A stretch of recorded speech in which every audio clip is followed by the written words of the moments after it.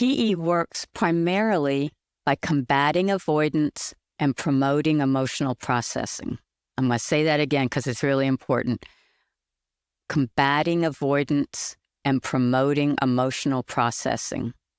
And we do this by helping the patient confront the trauma memory in the imaginal exposure and confront safe reminders via in vivo exposure.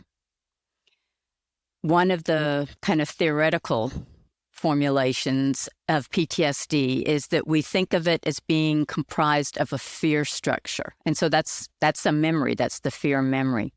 And so we think that that fear memory, that fear structure, is a program for escaping danger. And it includes, we focus on three important bits of information. Information about the feared stimuli. So, for example, a tall, bald man, house alone at night. We include information about the fear responses.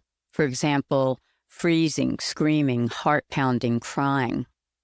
And we include information about the meaning of the stimuli and the responses. And if it's PTSD, usually the meaning is one of danger. Activation of this fear structure and disconfirmation occur through confronting the trauma reminders, so thinking about it and doing the in vivo exposure, long enough and repeatedly so that the distress decreases and they're able to think about it differently. So we want to bring up that fear structure, and one way to bring it up is to do the imaginal exposure and in vivo exposure. But we don't want them just to put it back the same way. That's what a lot of people say is, Doc, I get triggered 100 times a day. How is this different? It's different because one of our analogies is the book opens up, they're triggered, they're reminded, and they slam it shut. And that might happen a lot, and they slam it shut. Well, we're going to read it all through. So we want to put it back differently. And that corrective information in vivo exposure comes from nothing bad happening and the distress going down. So two things we want people to learn is the distress will decrease even while they're still in the situation that scares them, or even while they're still thinking about the memory, and that what they're scared of doesn't happen. And those are two important bits of information to correct that fear structure. In imaginal exposure, the therapist helps the patient confront the trauma memory repeatedly.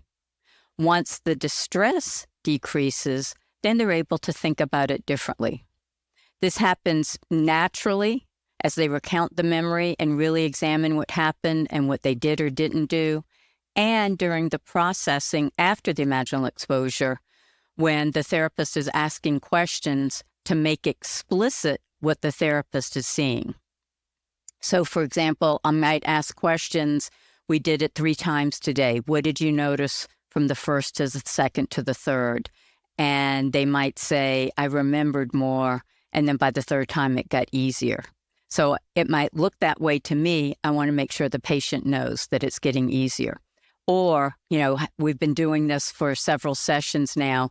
What have you noticed from the first time we did it to today? And hopefully they're remembering more and that it's getting easier.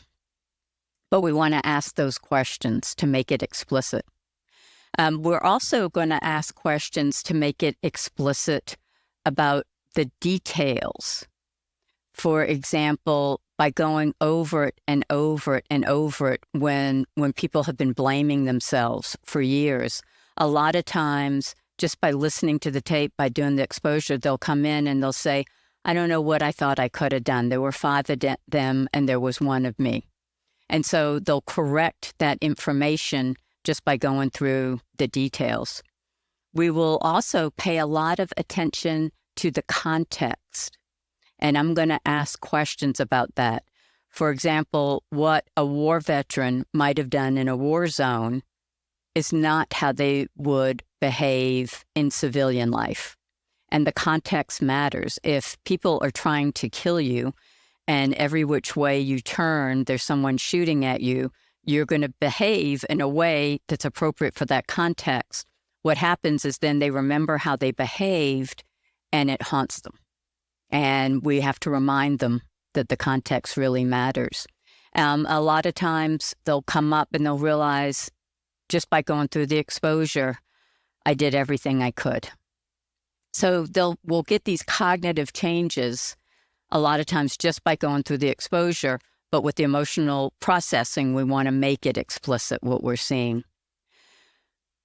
I've come to believe, and I don't think this is any big revelation, we believe our stories of what happened rather than what really happened. So, for example, in our veterans, a pretty common story, unfortunately, is something like we were driving back to base, we hit an IED, and Jones died, and it was my fault because I was driving.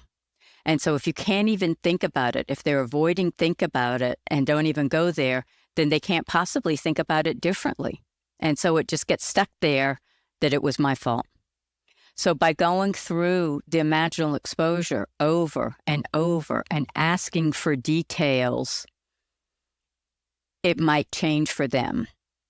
And so it's very common to hear, you know what, there were 8 eyes on that road. It wasn't just my responsibility.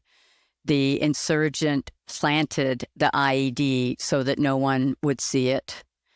And even after we got hit and I was injured, I still jumped out of the vehicle and helped Jones as much as I could. So it sucks that he died, but I did everything I could. And that's a real different way to carry that memory forward rather than Jones died and it was my fault.